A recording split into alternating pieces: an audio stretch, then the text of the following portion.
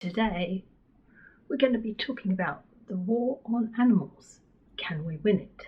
Why people hate vegans, and why canines and desert islands are a thing, and how these questions are fundamental to our activism, and how we can up our activism game by knowing the answers to these questions. This is Pamela from Animal Justice Emergency. And stick around till the end because there's an extra exciting bit there.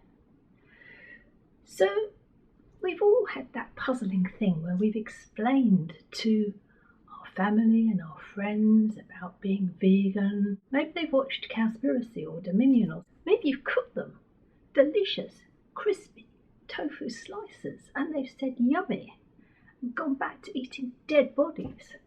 We've all been there. You've had the conversations and they're just not getting it. The good news is, it's not you, it's not me, it is actually them. But it's not just them on their own. They have been subjected, as have we all, to a massive propaganda campaign from the moment we were born for all our lives. It's a cultural thing, deeply embedded. And that propaganda campaign has always said that we as human animals are infinitely superior to any kind of animal, so superior that we cannot even really consider ourselves as other animals. That is the propaganda of the dominant culture. And it comes through in all sorts of different forms, from kiddies' books about farmyards to the way we speak, she's a bit of a cow, all these negative stereotypes and connotations. What a beast. Beastly. What an animal. They're so common that we don't even question them. This is the dominant culture. The dominant culture is totally human supremacist. It's what is pouring out of the mouths of family, friends, anyone else that we talk to, were the memes of cultural contamination, cultural propaganda. Canines, the desert islands, the circle of life. That's why people come out with the same sort of stuff, because it's part of the propaganda and it's so effective. Most people just don't want to rock the boat. They don't want anything too challenging. We as vegans, what do? We rock the boat. We massively rock the boat, don't we? Because we're saying everything you thought about yourself and your way of life is basically do.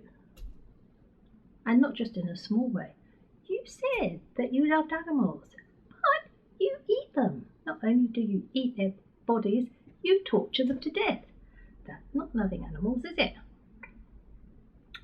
Unsurprisingly, the average person confronted with this, however subtly, is just going to go into flight fight mode. And that's not necessarily a bad thing, but that just shows again how deeply embedded all this cultural propaganda is. The dominant cultural propaganda, which is saying, we are human, we are great, we can do whatever we want to other animals. Yay! So what can we do about it? First of all, we need to understand what it's all about. It really is about power. Power is fundamental to this dominant cultural propaganda. Unconscious power. And this is power over. And it's about status. It's about giving human animals a status in the world that again puts them above anything else, anyone else. And that legitimizes doing whatever we want to do to them. Now, this is not just my thought. Sociologist David Nybert has argued that economically driven speciesism is fundamental to the maintenance of human societies the world over. Let's just think about that. Economically driven speciesism is fundamental to the maintenance of human societies the world over. So what that means is that basically it's not a small thing. It's a huge thing. These unhelpful attitudes for the animals are super helpful for delivering the kind of societies that we have now ended up with. Unfortunately, perhaps not a coincidence, we have the capitalist society that is effectively the neoliberal destruction of the planet. And is it a coincidence that even more non-human beings have been killed and are being killed than ever before? Unless you believe that it's absolutely fine to use other animals in any way, shape or form, you are not going to eat hamburgers at McDonald's. You're not going to be going bacon long. It has to be a really strong belief system. The system is so strong that it basically shuts out any sort of quibbles and denials and like, what about the environment? That's why even environmentalists, who one might think would be a bit more like, yay, vegans, we love you, are not. Because this is how embedded the cultural speciesism is. And that's why education on its own, educational outreach, doesn't really cut through it, because it's more about persuasion and it's more about broken cultural conditioning, which is a big thing. A sociologist, Corey Lee Wren, says the animal as other helps us to define what it is to be human. It becomes a useful symbolic category for rationalizing and legitimizing systemic exploitation. So they become a category. Oh, animals, other animals, that can be treated in a negative and derogatory way. And again, it's bolstering up this feeling that a lot of humans have about themselves. And again, legitimizing the problem of using non-human animals. It's contributing to people's identity. Oh, I'm a man, I need steak.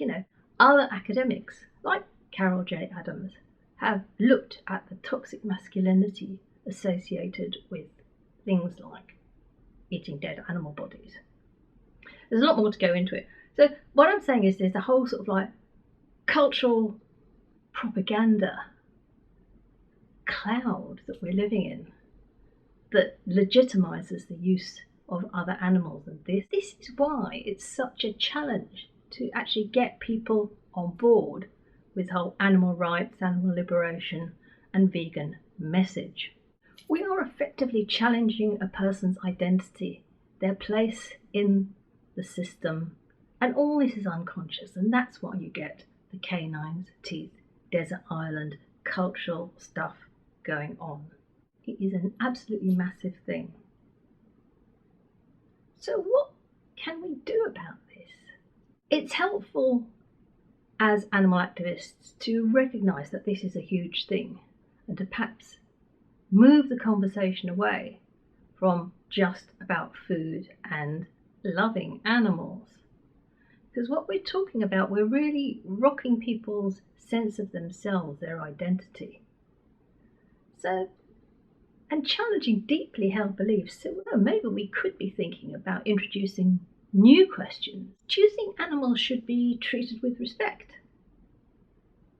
And see what they say.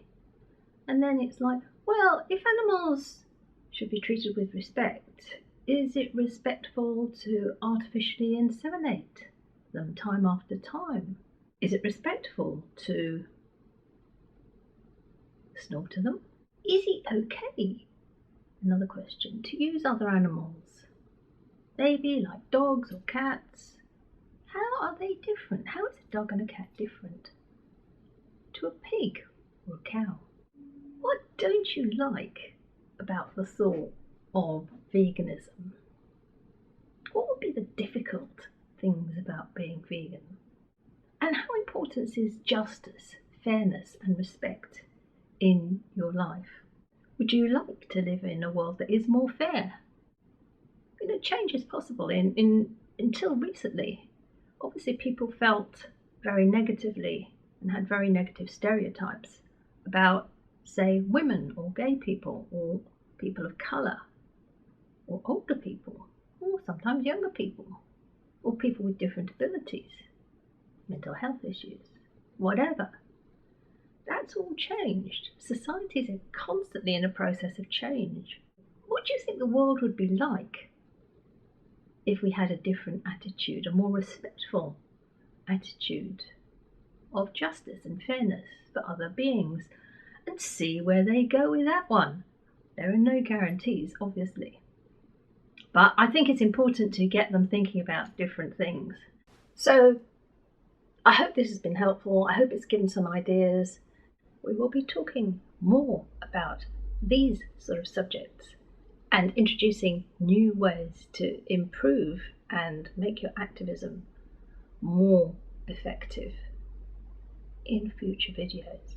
I'd love to know what you think, what your comments are. This is Animal Justice Emergency, and together we can win the war on other animals.